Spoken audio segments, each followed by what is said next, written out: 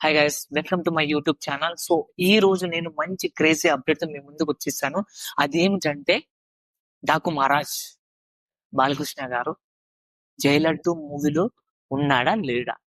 So దానికంటే ముందు నేను ఒక విషయం అయితే మీతో నేను షేర్ చేసుకోవాలి. డాకు మహారాజ్, సో బాలకృష్ణ గారు అఖండ 2 నుంచి డాకు మహారాజ్ వరకు, అంటే అఖండ 2, వీరసింహారెడ్డి, భగవంత్ కేసరి, ఇప్పుడు డాకు మహారాజ్. సో వరుసగా 4 బ్లాక్ బస్టర్ తో మంచి ఊపులో ఉన్నాడు బాలకృష్ణ గారు. సో ఈ మూవీ తర్వాత బాలకృష్ణ గారు నెక్స్ట్ మూవీ వచ్చి అఖండ 2, అది ఒక మంచి పాన్ ఇండియా మూవీ లాగే నాకు అనిపిస్తోంది. సో దానికంటే ముందు ఇక్కడ టైలర్ మూవీలో కన్నడ ఇండస్ట్రీ నుంచి శివరాజ్ కుమార్ ని, అలాగే మలయాళం ఇండస్ట్రీ నుంచి మోహన్ లాల్ గారు తీసుకున్నారు. కానీ తెలుగు ఇండస్ట్రీ నుంచి ఏ హీరోని తీసుకోలేదు. మీరు అబ్జర్వ్ చేశారో లేదు, ఆ సినిమా బ్లాక్ బస్టర్ అయింది. ఆ తర్వాత మళ్ళీ నెల్సన్ గారు కొన్ని ఇంటర్వ్యూలో చెప్పారు, తెలుగులో కూడా ఒక హీరోని తీసుకోవాలనుకున్నాము, కానీ అది బాలకృష్ణ గారు అని చెప్పాడు. మంచి పవర్ఫుల్ క్యారెక్టర్ లో తీసుకోవాలనుకున్నాము, బట్ కొన్ని కారణాల వల్ల తీసుకోలేదని ఆయన అప్డేట్ ఇచ్చారు. అవును బ్రదర్, నీకెలా తెలుసు?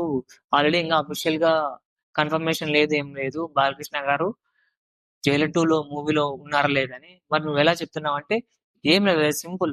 డాకు మహారాజ్ మూవీ సక్సెస్ అయిన తర్వాత తెలుగులో ఆ సినిమాని తమిళ్లో ప్రమోట్ చేస్తుండేది నెల్సన్ గారు.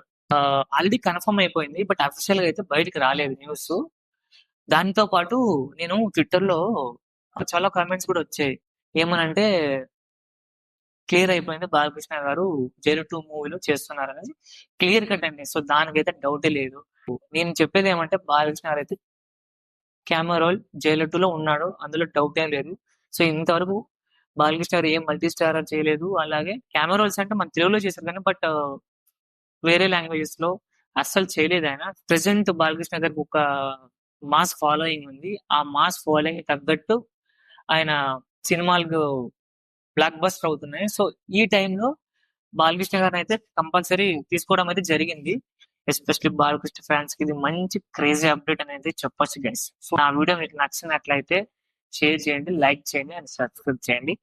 Thank you guys.